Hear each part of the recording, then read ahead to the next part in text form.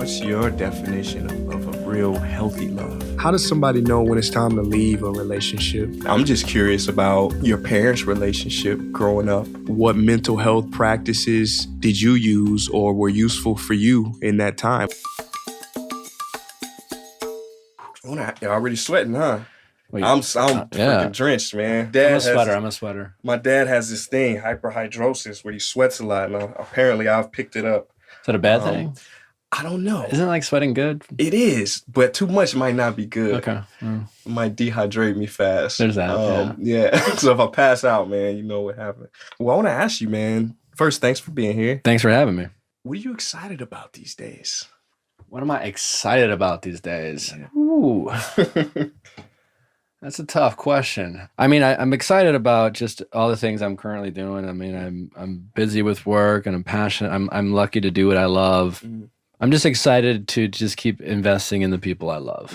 I have yet to become a father, and of all the things that I consider myself to be a really lucky person, very blessed, very privileged person. I've had extreme highs and I've had extreme lows, but I'm grateful for everything I've accomplished. But the one thing I've always wanted and the one constant is being a father, and that's it's something that's yet to happen or manifest for me. So I do look forward to that. But other than that, just to continue to invest in the people I love. Yeah. Beautiful, beautiful. People, it comes down to people, right? Like there was a Harvard study that came out recently and another one they did where they tracked the lives of, I think, people from like from babies to like their late 80s. And they found the number one variable that contributes to happiness and well-being was not how much money you made or accolades or fame. It was relationships. Yeah. Loving relationships. Yeah, it's tough because, it's one of those things where I think that's very true. And I think it's also something that people struggle with the most.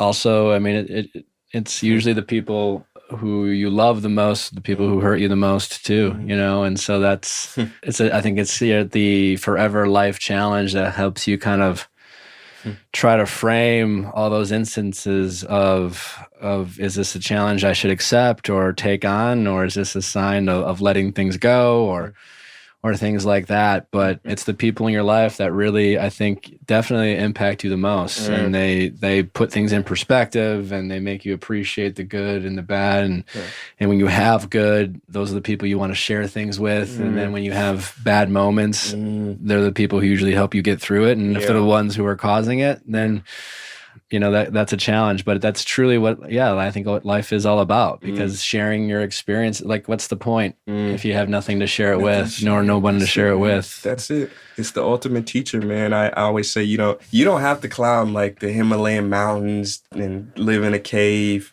to be enlightened. Like you can do that with the tests in your relationships. There was this guy, Ram Dass. So he's got an interesting story. He was a Harvard professor turned guru. Went to India, turned into a guru. Yeah, I think you'd love his work. I can just tell by your energy.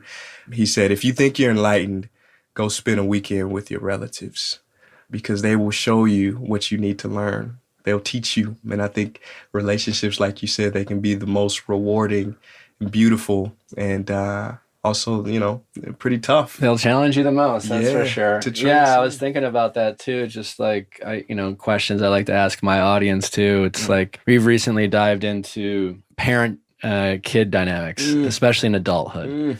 And we'll get a lot of people calling in and having questions about situations that they have with their parents. And it's a question I want to start asking my audience, which is first, to ask them what their relationship is with their parents, and then ask them which of their parents which qualities they have from their parents, because it's just one of those things. I think our relationship with our parents is complicated because we see them first as heroes and gods and things like that. And then we realize they're just people.